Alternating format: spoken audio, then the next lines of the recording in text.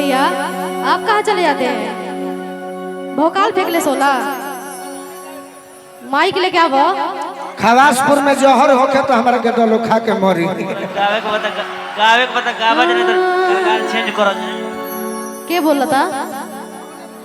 के बोला था भैया?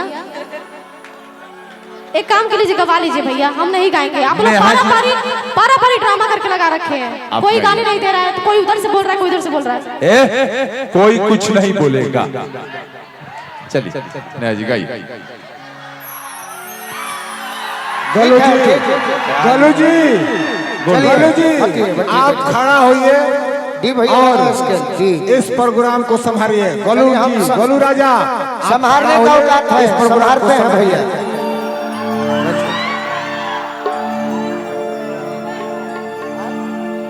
बात हमार पुरानिया गलती नहीं खन कहले कि केहू अपना बना ली।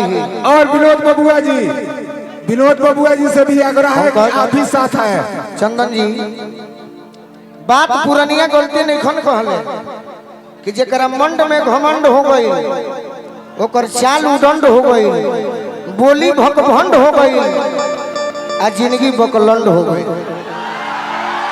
बोलू भाई हमारा को उठाने फिर विवाद हो जाए ना विवाद हो जाए। हम ना गई नहीं भैया, हम कुछ ना बोलो, हम शुरू से कुछ बोला था नहीं गलत, हम ना बोलो कुछ ना बोलो। गोलू भाई बोलो, हमारा बोलने के बाद बहुत कुछ हो जाए तो हम ना बोलो। हम बोले के ठीक ले लेबनी ना ना हम बोलो समय पर हम बोलो।